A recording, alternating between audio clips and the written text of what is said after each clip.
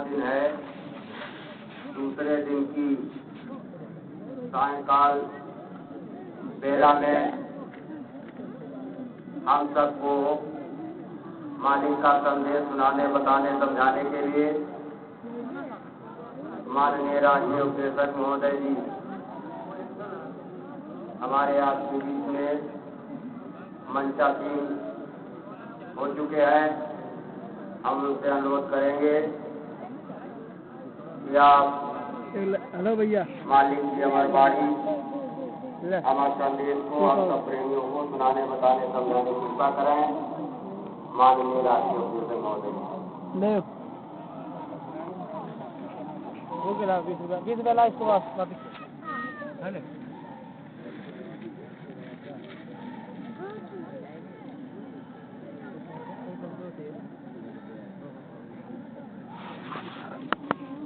जय गुरुदेव, जय गुरुदेव, जय गुरुदेव। नाम किसका होगा? जय गुरुदेव, जय गुरुदेव।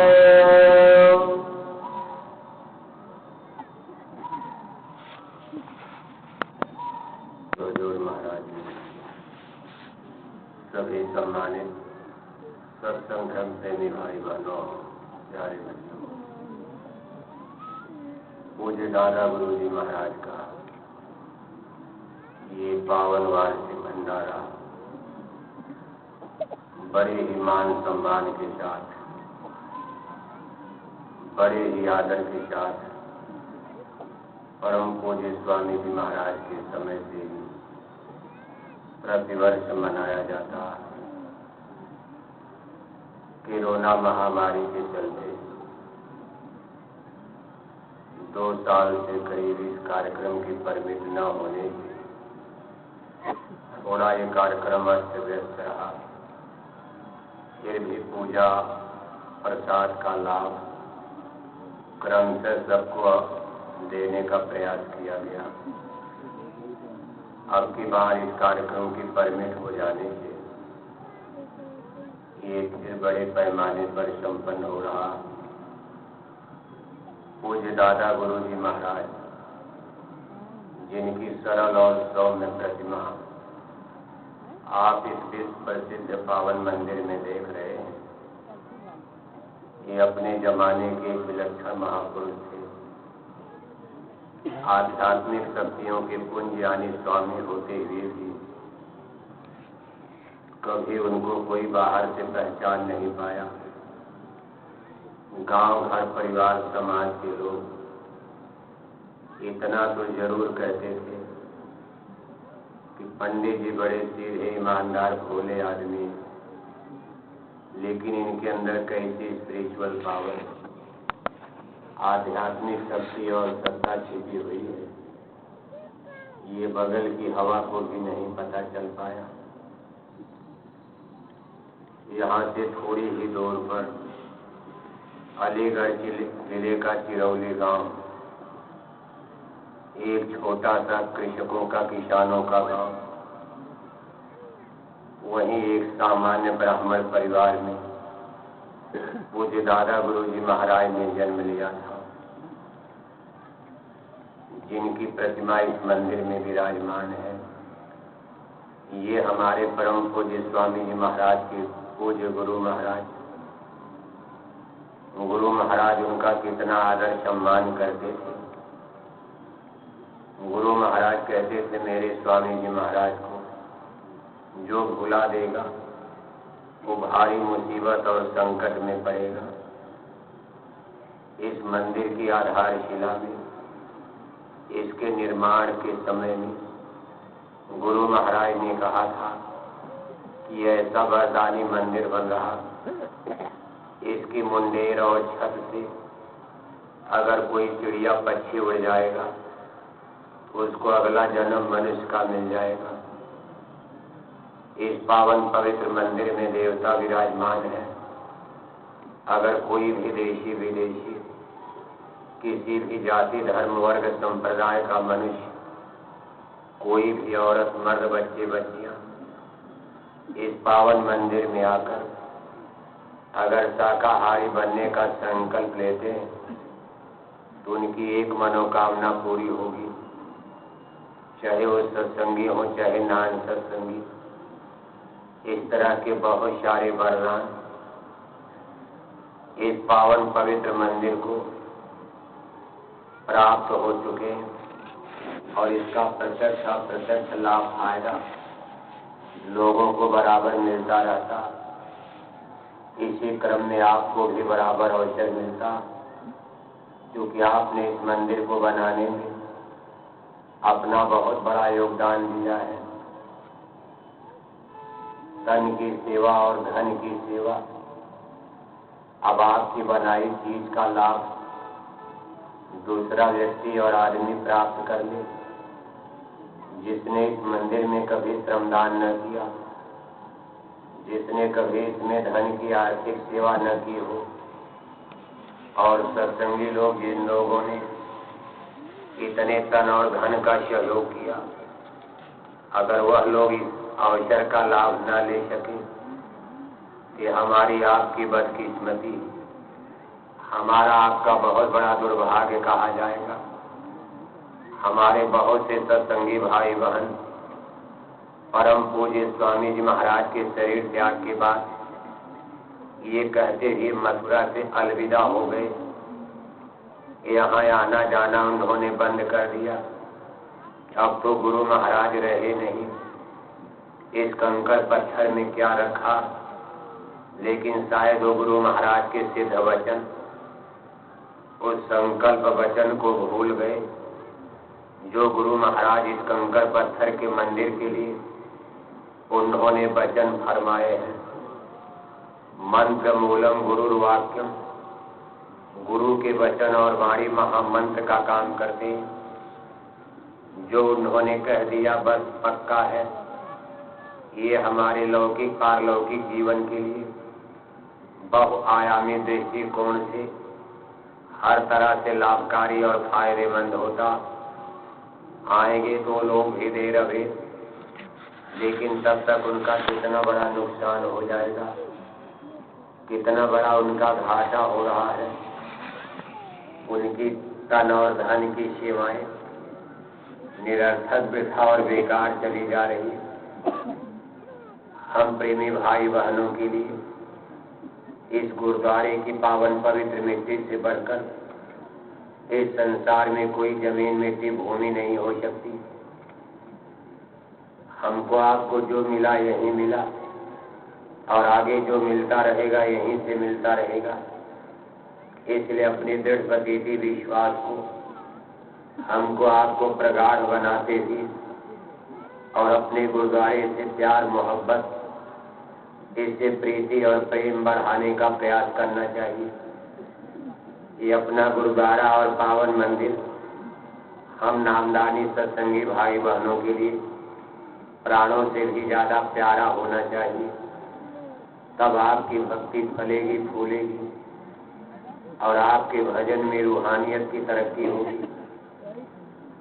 प्रेमी भाई बहनों, परम पूज्य स्वामी जी महाराज ने इस संसार में जन्म लेकर अपनी आध्यात्मिक पाठशाला सत्संग में बैठाकर हम भूले भटकी मानव आत्माओं को धर्म और अध्यात्म का सार्वभौमिक शाश्वत सनातन संदेश, इसका ज्ञान और बोध कराने का प्रयास किए।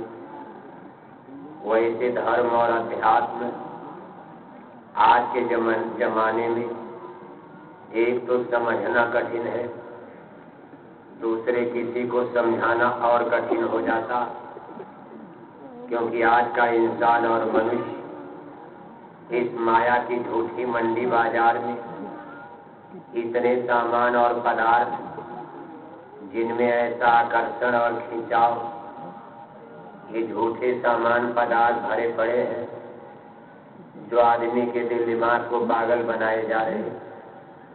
बस आदमी इसी को प्राप्त करने की कोशिश करता, जब आप मथुरा के बाजार में जाते हो, एक जमाना था ये बाजार बहुत छोटा था, इसमें इस तरह के सामान पदार्थ नहीं थे। अब आप मथुरा बाजार में जाओ, इसका कम से कम 10 गुना तो विस्तार हो गया। इतनी दुकानें और सारी दुकानों पर किस्म किस्म के सामान, किस्म किस्म की मशीनें, किस्म किस्म के औजार, इस तरह से कि जब आप देखते हो तो जुबान से पानी आने लगता। आपकी इच्छा बन जाती है कि पूरे मथुरा की मंडी बाजार को खरीद लिया जाए। लेकिन जब अपना पाकिट और जेब देखते हो तो दो सामान खरीदने का भी पास में पैसा नहीं है। तब आप पैसा बढ़ाने के लिए पागल बन जाते हो और अपनी जेब में रुपए पैसे बढ़ाने के लिए आदमी ऐसे कर्म करने लगता जो किसी मनुष्य के खाते में पाप का कर्म माना जाता। यानी अपने लोभ और मोह की पूर्ति के लिए आज के युग और जमाने में मनुष्य अनेक प्रकार के जुर्म अपराध, अनेक प्रकार के बुरे अनैतिक कर्म करने में नहीं चूक रहा। चाहे पढ़ा लिखा हो, चाहे अनपढ़, हिंदू हो चाहे मुसलमान, छोटी जाति का या बड़ी जाति का, चाहे औरत हो चाहे मर्द। अब तो औरत और मर्द सब इस काम में आगे निकल गए। बेटियां भी पढ़ने लगी, बेटियां भी बंदूक चलाने लगी, बेटियों के हाथ में भी राइफल आ गई, बेटियां भी इंजीनियर डॉक्टर बनने लगी। उनके द्वारा भी बड़े बड़े जुर्म, बड़े बड़े अपराध, बड़े बड़े पाप कर्म बेटियों ने भी करना प्रारंभ कर दिया। इसलिए आज के युग जमाने में चारों तरफ आप देखो तो जैसे लगता है कि लोभ और मोह की ऐसी ज्वाला अग्नि प्रज्वलित हो रही, जिसमें इंसान फतिंगों की तरह से, कीड़े मकोड़े की तरह उसमें भस्म होता नजर आ रहा। जैसे जलते हुए दीपक पर परवाने फिदा हो जाते, जल करके भस्म हो जाते, ऐसे संसार के लोभ की ज्वाला अग्नि में लगता है सारा मानव समाज आगे जल करके भस्म हो सकता। क्योंकि राजा अपना राज बढ़ाना चाहता, बड़े बड़े लोग अपने फैक्ट्री कारखाने बढ़ाने चाहते, कोई जमीन बढ़ाना चाहता, कोई बगीचा बढ़ाना चाहता, एक देश दूसरे देश को निगल जाना चाहता। जैसे बड़ी मछली छोटी मछली को निगलने का पूरा प्रयास करती, इस तरह से चारों तरफ द्वंद्व, एक संघर्ष की स्थिति बनती नजर आ रही। इस चीज को आप बड़ी बारीकी से अपने घर परिवार में भी देख सकते हो। भाई भाई को दबाना चाहता, भाई भाई का जमीन बगीचा हड़पना चाहता, यहाँ भी लोग वही काम करता। इसी तरह गांव में, टोले महल्ले में चारों तरफ आप देखोगे हर जगह मनुष्य पागलों की तरह ऐसे अंधविश्वास में फंसकर, अंधविश्वास इसको इसलिए कहा जाएगा कि जो दुनिया झूठी है, जो दुनिया के सामान पदार्थ झूठे हैं, इसके लिए मनुष्य अपनी अनमोल सांसों की पूंजी को इस तरह बेकार में व्यर्थ गंवा रहा है। मौत के समय तो सब छूट जाएगा। ऐसी अमोलक दौलत जो मौत के बाद अजर अमर हमारे साथ जाने वाली, इसके लिए न कोई प्रयास करता, न इसके लिए कोई चिंतन और विचार करता। इसलिए आज के इस भौतिकवादी युग में इस अंधे बहरे अंधविश्वासी मनुष्य को, जिसको माया ने अंधा बहरा बना रखा, इसको धर्म और अध्यात्म का लेसन पाठ पढ़ाना, ये अपने आप में बिल्कुल टेढ़ी खीर नजर आ रही। असंभव तो नहीं कहा जा सकता, लेकिन ये कठिन काम जरूर है। अभी धर्म और अध्यात्म को जानने समझने के लिए जिसको गुरु महाराज लोगों को पढ़ाना चाहते थे, देखने के लिए धर्म का एक खोखला, एक अंध स्वरूप आज संसार में चारों तरफ व्याप्त है। हर हिंदू घर में कोई न कोई पूजा पाठ, कोई न कोई धार्मिक अनुष्ठान, कोई न कोई कर्म कांड, कोई न कोई धार्मिक संस्कार सभी हिंदू लोग साल में, हर हफ्ते, हर महीने में करते रहते। तीज त्योहार, पूजा पाठ, व्रत, उपवास, यज्ञ, हवन मुसलमानों के यहाँ भी होता रहता। सिख, ईसाई, जैनी, पारसी, बौद्धिस्ट और पादरी हर जगह कुछ न कुछ लोग करते रहते। लेकिन ये गुरु महाराज के धर्म और अध्यात्म से ये बात बिल्कुल मेल नहीं खा रही है। गुरु महाराज धर्म और अध्यात्म का जो शाश्वत सनातन चेतन रूप हिंदू मुसलमानों को, अमीर गरीब सबको समझाने का प्रयास करते रहे, ये चीज आज के इस वर्तमान के धर्म के स्वरूप ये बिल्कुल इससे भिन्न नजर आती। इसलिए जब इसका सही खुलासा होता तो सभी धर्मों के दीन ईमान के लोग देखो आपसे नफरत करने लगते, वो आपसे झगड़े की ठानते। क्योंकि ये डेमोक्रेसी प्रजातंत्र है। अगर ये कहीं राजाओं का जमाना होता तो जाकिट वाले, बोरे वाले 10-20 लोग रोज कत्ल कर दिए जाते। जैसे तमाम संत महात्मा राजाओं के युग जमाने में जब तलवार से हुकूमत होती थी, सूली पर चढ़ा दिए गए, फांसी पर लटका दिए गए, कितने लोगों को कत्ल कर दिया गया। लेकिन चूंकि ये युग थोड़ा बदला हुआ है, इसलिए आप अपनी आवाज उठा लेते हो और लोग महसूस करके रह जाते। उनके दिल में अग्नि तो क्रोध की जलती है, बदले की भावना उनके अंदर आती, गुस्सा और क्रोध भी आता, लेकिन वो कुछ कर नहीं पाते, उनकी मजबूरियां हैं। और इस समय का लाभ देखो इस संत मत को, साइंस ऑफ सोल, आध्यात्मिक चेतन पराविद्या के प्रचार प्रसार फैलाव का ये बड़ा ही अच्छा शुभ संयोग, बड़ा ही अच्छा समय चल रहा। कम से कम अपनी बात कहने का हमको आपको पूरा अधिकार इस डेमोक्रेसी प्रजातंत्र में मिला हुआ।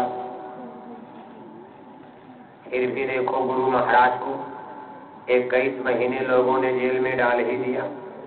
गुरु महाराज तो कभी गलत कह नहीं सकते, जो कुछ कहा सत्य कहा, लेकिन उनको उल्टा नजर आया और दिल्ली के हुक्मरानों ने उनको जेलों में डाल दिया। हाथों में हथकड़ी लगाई, पैरों में बेड़ियां लगाई, 21 महीने तक जेल की कोठरी में बंद रखा। कहने का मतलब यह है, आखिर गुरु महाराज कौन से धर्म अध्यात्म की व्याख्या कर रहे जो अभी तक सत्संगी ही नहीं समझ पा रहे। अगर हम खुद नहीं समझ पाए तो आप दुनिया वालों को क्या समझा पाओगे।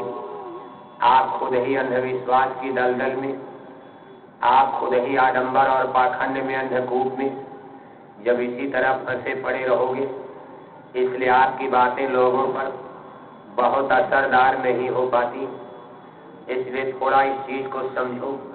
गुरु महाराज की फिलॉसफी, गुरु महाराज का science of soul, Guru Maharaj का सार्वभौमिक धर्म और अध्यात्म, इसका रूप और स्वरूप क्या है। अब इसको जानने और समझने के लिए थोड़ा हमको आपको पीछे चलना पड़ेगा, और इतना पीछे चलना पड़ेगा जिस समय ये धरती बनाई जा रही थी। अब यह एक प्रमेय की तरह है। जैसे प्रमेय में कहा जाता है कि मान लिया कि तमाम ऐसे प्रश्न मान लिया कि, और इसी से देखो उसका सॉल्यूशन, यानी वो हल हो जाता। इसलिए आप ये मान करके चलो कि हम ऐसे समय धरती पर आए जब धरती अभी ताजी ताजी बनी है। अभी प्रथम जन्म मनुष्यों की प्रथम पीढ़ी ने इस धरती पर अवतार यानी जन्म लिया है। अब धरती बनने में मान लो जब धरती ही नहीं, ये आसमान में सूर्य नारायण चंदा तारे नहीं, उस समय की जब आप कल्पना करोगे कि मान लो यहाँ कुछ नहीं था, कुछ नहीं कुछ नहीं कुछ नहीं था तब राम रहीम करीम न केशव, कुछ नहीं कुछ नहीं कुछ नहीं था तब न हिंदुओं के राम थे, न मुसलमानों के रहीम थे, न हिंदुओं के केशव थे, न मुसलमानों के करीम थे। जब ये धरती ही नहीं थी तो यहाँ न कोई मंदिर न मस्जिद, न हिंदू न मुसलमान, न कोई ब्राह्मण न कोई क्षत्रिय, न कोई कुर्मी पटेल यादव हरिजन, न कोई राजा न कोई प्रजा, न कोई औरत न कोई मर्द। कहते भाई यहाँ मान लो कुछ नहीं था। अब मान लो विशेष परिस्थिति आई और ये धरती गढ़ करके तैयार हो गई, धरती बन गई और इस पर इंसानों की, मनुष्यों की प्रथम खेप ने जन्म ले लिया। अब जब मनुष्य ने पहली बार इस धरती पर जन्म लिया, उस समय मनुष्यों का धर्म क्या था? यानी मनुष्यों को प्रथम ज्ञान, पहले से लोग ज्ञानी बनकर उतारे गए, सब लोग होश में थे, ज्ञान में थे। यह एक लंबी कथा कहानी बनती। अब यहाँ से शुरुआत किया जाता कि मान लो इनका प्रथम ज्ञान समाप्त हो जाता। जैसे किसी के सामने सूरज है, सूरज के सामने बादल आ गए, सूरज के सामने कोहरे आ गए, दिन में ही मालूम पड़ा अंधेरा हो गया। अब सामने न कुछ दिखाई देता, सामने न कुछ अनुभव होता। इसमें तमाम एक्सीडेंट के खतरे रहते। आप कार मोटर लेकर चलते हो, सामने भयंकर कोहरा है, कहीं एक्सीडेंट हो जाता, कितने लोगों की जान चली जाती। अब देखो ऐसी परिस्थिति में जब आदि मानव ने धरती पर जन्म लिया, हमारे पौराणिक कथानक जो कुछ तवारीख के पन्ने में बताते हैं, ये हिस्ट्री की किताबों में तो नहीं मिलता। इसमें तो राजा रहाने की कहानी मिलती, बड़े बड़े नरेश, बड़े बड़े शहंशाह बादशाहों का। ये जो इतिहास के विद्यार्थी पढ़ते उसमें ये साइंस ऑफ सोल का कहीं रंचमात उल्लेख नहीं मिलता। लेकिन ये बड़ी पुरानी घटना, जब आदि मानव को धरती पर उतारा गया, उस समय इनका जोड़ा बनाकर उतारा गया। कुछ को औरत बना दिया और कुछ को मर्द बनाकर स्त्री और पुरुष का भेद उस बनाने वाले करतार ने शुरू से ही बना दिया था और इनको सबसे पहले धरती पर उतार दिया। अभी महत्वपूर्ण सृष्टि की परंपरा नहीं थी। जैसे औरत और मर्द के संसर्ग से बेटे और बेटियां पैदा होते, ये कानून और कायदा अभी आगे बनेगा। जब उन्होंने धरती पर उतारा, अब ये उसी तरह की कहानी है कि पहले मुर्गी बनाई गई कि अंडा बनाया गया। अगर आपसे कोई प्रश्न करे, यह एक बड़ा कठिन प्रमेय है कि पहले धरती पर मुर्गी जन्म लिया कि पहले अंडा पैदा हुआ। अगर आप कहो पहले अंडा पैदा हो गया, जब यहाँ कोई मुर्गी नहीं थी, अंडा कैसे पैदा हो जाएगा? अगर आप कहो पहले मुर्गी पैदा हो गई जब अंडा ही नहीं था, अंडा जब फूटता है इसी अंडे से मुर्गी मुर्गा बनते। अब इसका एक ही उपाय कि मान लिया कि उन्होंने आसमान से मुर्गी मुर्गा बनाकर भेज दिया, उन्होंने ही भेज दिया। किसी शक्ति ने, जिस शक्ति ने सारी रचना का भार लिया, जो इस रचना का आगे विस्तार करेंगे, उन्होंने ही अभी मुर्गी मुर्गा नहीं, अभी मनुष्य की शक्ल में कुछ औरत और कुछ मर्द बनाकर उन्होंने कुछ जेड़े धरती पर उतार दिए। फिर इनके अंदर उन्होंने ऐसा ज्ञान भरा और महत्वपूर्ण सृष्टि की यहाँ स्थापना हो जाती। यानी औरत और मर्द मिलकर अब बेटे और बेटियां पैदा करने का ये क्रम यहाँ आकर मृत्यु नगर में प्रारंभ हो गया। आबादी बढ़नी प्रारंभ हो गई, लेकिन केवल मनुष्यों की। अभी गाय नहीं, बैल नहीं, कुत्ता नहीं, बिल्ला नहीं, कीड़े मकोड़े, पशु पक्षी नहीं। अभी इस मृत्यु लोक में कुछ नहीं था। अब इसके बाद इन्होंने फिर जब इनके ऊपर कुछ कोहरा, और ये कोहरे जो थे ये गुणों के थे, सतोगुण, रजोगुण, तमोगुण। ये बड़ी विचित्र घटना घटती सी है। यानी जैसे आप देखते हो, जब आप अपने कमरे में, घर में सोते हो, अगर आपके कमरे और घर में तमाम हीरो हीरोइन का पूरे कमरे में दीवार पर फोटो टंगा। जब आप उसमें सोते हो तो रात में वही सपना आएगा। और अगर आपके घर में देवी देवताओं की फोटो टंगी है, उसमें रामायण गीता की किताबें रखी हैं, गुरु महाराज के सत्संग वचन गूंजते हैं, तो रात में गुरु महाराज का सपना आएगा, रामायण गीता का सपना आएगा। जिसको एटमॉस्फियर कहा जाता है। ठंडी पड़ रही है तो ठंडी का अनुभव तो जरूर होगा, किसी को कम होगा, किसी को ज्यादा होगा। गरम गरम लू चल रही है, इसका भी अनुभव सबको होगा, चाहे बहुत बड़ा से बड़ा पहलवान हो। यह है कि बहुत बड़ा पहलवान होगा, उसको टेम्परेचर गर्मी कम लगेगी, और किसी का ब्लड और खून डाइल्यूट है तो शरीर कमजोर है, उसको गर्मी ठंडी ज्यादा लगेगी। लेकिन थोड़ा थोड़ा अनुभव ये सबको होता है। ऐसे देखो सतोगुण रजोगुण तमोगुण का इस ब्रह्मांड के रचनाकार ने देखो उन्होंने एटमॉस्फियर जगह जगह वायुमंडल बना दिया। और जब जीवात्माओं को इस मनुष्य शरीर में भेजने का क्रम बना, इसी वायुमंडल में इन्होंने कुछ दिन इनको रखा। जिसको तमोगुण में रखा गया उसके ऊपर तमोगुण का प्रभाव पड़ा। जिसको रजोगुण में रखा गया उसके अंदर रजोगुण का प्रभाव पड़ा, यानी मृत्यु लोक में आकर उसके अंदर अहंता की गिरती, अहंकार की गिरती, यानी मैं इनके ऊपर राज करूंगा। यहीं से राजा और प्रजा का डिवाइडेशन, मानव जाति में डिस्ट्रीब्यूशन प्रारंभ होता। अब कोई राजा बनता है, कोई प्रजा बनता है, लेकिन आज मानव जब उतारा गया तो सब लोग बराबर बराबर थे। ये मृत्यु लोक की भी घटना है। सतलोक को बहुत पीछे छोड़ गया, वहाँ तो राजा प्रजा का कोई भेद ही नहीं। वहाँ न कोई जाति, न कोई धर्म, न कोई संप्रदाय, न कोई मजहब। लेकिन मृत्यु लोक में भी शुरुआती दौर में न कोई जाति, न कोई धर्म, न कोई राजा, न कोई प्रजा। लेकिन इन्हीं गुणों के प्रभाव में आकर इनके अंदर जहाँ इनका दरवाजा था, अंदर दृष्टि थी, इस पर देखो कोहरे के रूप में ये जमा होने लगे। इसके बाद धीरे धीरे इनको ऊपर का देखना सुनना भूलने लगा। इसको आगे चल करके ये ब्रह्मकाल पुरुष का कर्मकांड की ट्यूशन बताया गया। उन्होंने कर्मों का कानून बना दिया, लेकिन कर्म एक ज्ञानी आदमी पूरा कर्म कैसे करेगा? सूरत ज्ञान में थी, सूरत की आंख खुली थी, सूरत के कान खुले थे, जिस दिन इसको सतलोक से निकाला गया। फिर ऐसी कोई संभावना नहीं है कि जिसके सामने दिखाई दे रहा, नींद भी नहीं है, और फिर वो ज्ञान में कैसे फंस जाएगा। लेकिन बड़ी चालाकी के साथ इन्होंने सतोगुण, रजोगुण और तमोगुण का ये आवरण पर्दा को हरा, यानी जीवात्माओं के सामने, और फिर आगे चलकर कर्मकांड की ट्यूशन। और जब जीव यहाँ भूल गए, जब भूलने के बाद ऊपर की बुद्ध भूल गए, तब इन्होंने यहाँ पर अपना ज्ञान उतारा।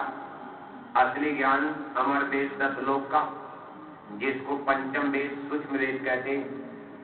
इसके बाद अब 4 वेद का ज्ञान उतरा है। इसको वैदिक धर्म कहा जाता, यानी मनुष्यों को इस संसार में सबसे पहला धर्म जो प्राप्त होता है, इसको वैदिक धर्म कहते हैं। लेकिन ये भी अज्ञान का था। अमर वेद सतलोक का असली ज्ञान ये जीवात्माओं का भूल चुका था। तब काल प्रभु की दाव, तब इनका दाव चल गया। इन्होंने कहा अब ये लोग मेरी पूजा करेंगे। सतपुरुष भगवान का इनको ख्याल और ध्यान भूल गया।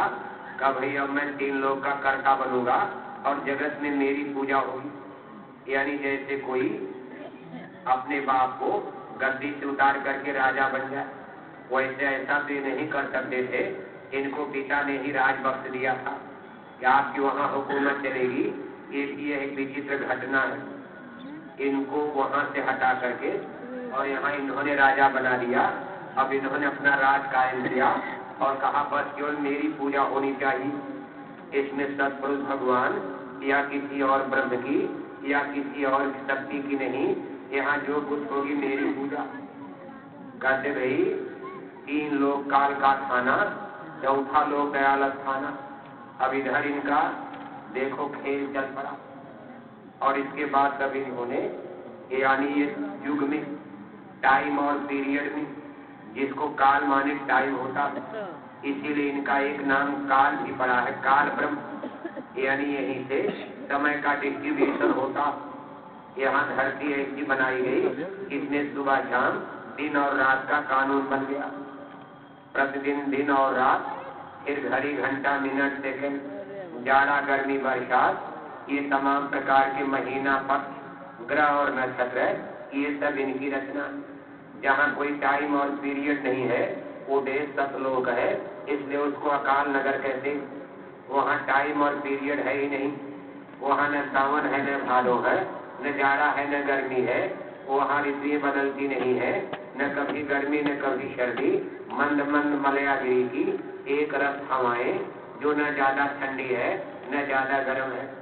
वहाँ जन्म मरण भी नहीं होता, वहाँ सुबह शाम नहीं होती। परम प्रकाश रो भगवाना, न हंसह पुन विज्ञान बिहाना। वहाँ बिहान यानी सवेरा, सुबह और शाम नहीं होता। अब जिस धरती पर सुबह शाम नहीं होता है, ऋतुएं बदलती नहीं है, वहाँ आप घड़ी घंटा और टाइम का बंटवारा मुश्किल हो जाता। इसलिए वहाँ सब वर्तमान है। वहाँ न अतीत है, यानी न भूतकाल है, न वहाँ फ्यूचर। वहाँ जो कुछ है प्रेजेंट है, वर्तमान है। जो कुछ बन गया वही आज भी है, वही आगे भी रहेगा। इसलिए उसको अमर देश सतलोक नाम दिया गया। अब इस रचना और इस रचना में देखो कितना डिफरेंस हो गया। यहाँ अतीत हो जाता है, कल बीत गया, अब वो भूतकाल हो जाएगा। आगे जो कल आ रहा है, जब धरती घूमेगी एक राउंड तो फिर रात हो जाएगी और फिर सुबह होगी। वो हमारे आपके लिए कल होगा। एक बीता हुआ कल हो जाता है, एक आने वाला फ्यूचर का कल हो जाता है। इस तरह से यहाँ टाइम और पीरियड, दिन रात सुबह शाम, घड़ी घंटा मिनट सेकेंड है। इसलिए इसको काल का देश, जहाँ से टाइम पीरियड का बंटवारा डिवाइडेशन होता। अब इन्होंने देखो हमारे पुरखे और पूर्वज आदि मानव को सबसे पहले अपना ज्ञान दिया। भाई मैं ही हूँ, तुम्हारा पिता मैं ही हूँ। काल दिया जीवन को धोखा, चौथे पद से सबको रोका। चौथा पद माने अमर देश सतलोक से इन्होंने सबको खारिज कर दिया। और काल दिया जीवन को धोखा, अपनी पूजा सब गिरगाई और जीव चले 84 राही। अपनी ही पूजा को, अपनी ही स्तुति और अपना ही गुणगान के लिए उन्होंने मृत्यु लोक में अनेक कानून कायदे अपनी शक्तियों के द्वारा यहाँ प्रारंभ करवा दिया।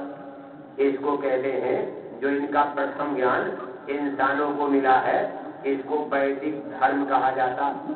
वैदिक धर्म का मतलब जो वेदों के ज्ञान पर आधारित, इस धर्म को वैदिक धर्म कहा गया। ये धरती पर कितने दिन रहा? 17,28,000 बरस सतयुग, 12,93,000 बरस त्रेता, 8,64,000 बरस द्वापर। अगर सब आप जोड़ोगे तो करीब 39 लाख बरस। 39 लाख बरस ये 3 युग तक, यानी रामावतार त्रेता के अंतिम चरण में उस समय भी वैदिक धर्म था। द्वापर युग का अंतिम चरण, जब यदुकुल यदुवंश ने भगवान योगेश्वर श्री कृष्ण ने अवतार लिया, उस समय भी धरती पर वैदिक धर्म था। यानी 39 लाख वर्ष तक ये पूरी धरती एक ही धर्म पर फॉलो करती रही। एक ही धर्म पर औरत मर्द, बच्चे बच्चियां, संसार के मनुष्य सफर करते रहे। अभी धर्म का कोई झगड़ा नहीं। कुछ युद्ध तो आप उस समय भी देखते हो, लेकिन वो हिंदू मुसलमान का कोई दंगा नहीं था। राम और रावण का युद्ध त्रेता के अंतिम चरण में लड़ा गया, लेकिन ये मंदिर मस्जिद का, हिंदू मुसलमान का कोई द्वंद्व नहीं था। इसको धर्म और अधर्म का युद्ध नाम दिया गया है। द्वापर युग में महाभारत का युद्ध है। जो धर्म कौरव मानते थे, वही वैदिक धर्म पांडव भी मानते थे। इसलिए इसको धर्म है, हिंदू मुसलमान का कोई ऐसा द्वंद्व नहीं। अभी ऐसी परिस्थिति ही नहीं थी। सारे संसार में वैदिक धर्म चलता था। वेदों की संख्या 4 बताई गई है। सामवेद, ऋग्वेद, यजुर्वेद और अथर्ववेद। इसमें 80,000 कर्म कांड, 16,000 उपासना कांड और 4,000 ज्ञान कांड। इनको श्रुतियां कहा जाता। श्रुति का मतलब जो ज्ञान सुन करके प्राप्त हुआ। अभी कोई किताब नहीं थी तो किसी ने बोला और किसी ने इसको सुना और ये ज्ञान प्राप्त हो। किताब कभी थी ही नहीं, ये इसीलिए इसको श्रुति कहा गया। वर्तमान समय में हम इसको श्लोक भी कह सकते हैं। ये बड़ी कठिन संस्कृत भाषा में लिखे गए हैं, इसलिए भारत के बड़े बड़े आचार्य, प्राचार्य शंकराचार्य, पंडित और पुरोहित भी वेदों की सही व्याख्या इस घनघोर कलयुग में नहीं कर पाते। इसलिए धर्म का सही रूप आज बिल्कुल विकृत टेढ़ा मेढ़ा हो जाता। इतनी ये कठिन संस्कृत है, इनको श्रुति कहा गया है। ये इस धरती पर सबसे पहले किसको मिला? इसके लिए महापुरुष कहते हैं कि वेद मिले ब्रह्मा को आज। ये हम मनुष्यों में, हमारे पूर्वजों में ये वेदों का सबसे प्रथम ज्ञान एक पुरुष को होता है। उस पुरुष का नाम ब्रह्मा बताया गया। ये ब्रह्मा 3 भाई बताए गए हैं, एक ब्रह्मा, दूसरे विष्णु और तीसरे शंकर। ब्रह्मा को रजोगुणी, विष्णु सतोगुणी और शिव शंकर जी तमोगुणी। इनको इस वायुमंडल से जिसमें हमको आपको प्रवेश कराया गया, इनको भी रजोगुण तमोगुण में और देखो झोंक दिया गया। इसलिए शंकर जी का चरित्र जब आप पढ़ते हो भाई ये बड़े टेढ़े मेढ़े हैं और प्रलय मचा देते हैं, हर बार मारो काटो की बात करते हैं। लेकिन वहीं ब्रह्मा जी का और विष्णु जी के चरित्र में, जबकि ये तीनों लोग सगे भाई माने जाते। अब ये तीनों सगे भाई, अब इनकी माता कौन है? माता का तो पता। अब देखो रचना तो ऊपर से हुई, लेकिन अब हम लोग बड़े नीचे हैं, तो नीचे से चलो पहले, वो तो ऊपर वाली जगह मिल जाएगी। नीचे से भी खोजो, अब सीधे ऊपर से तो चढ़ना कठिन है। अब देखो इनकी माता जी को, ये इनकी माँ का नाम क्या है? ये ब्रह्मा विष्णु और शिव, जो हिंदुओं के 3 देवता माने गए हैं, जिनकी बड़ी महिमा गाई गई है। आखिर ये क्या खेल है? तो कहते भाई ये ब्रह्मा विष्णु शंकर, इनकी माता का नाम हिंदू ग्रंथों में अष्टांगी देवी बताया गया। इनको आदि शक्ति दुर्गा, आदि शक्ति माया, आद्या महाशक्ति कहा गया है। इनको जगत जननी भी कहा गया है, क्योंकि सारे बैराट जगत की रचना इसी माता के गर्भ से हुई है। यहाँ जितनी बैराट सृष्टि देख रहे हो, इसी माता के गर्भ से उन्होंने सकल जगत की रचना किया। जैसे आप 2 बच्चे पैदा करते हो तो 2 बच्चे की माता, और जिसने सबको पैदा किया, गाय बैल कुत्ता बिल्ला कीड़ा मकोड़ा पशु पक्षी हिंदू मुसलमान, इसलिए इनका नाम जगत जननी है। ये हमारे पौराणिक कथानक बताते जगत जननी। अब इनका स्वामी यानी ब्रह्मा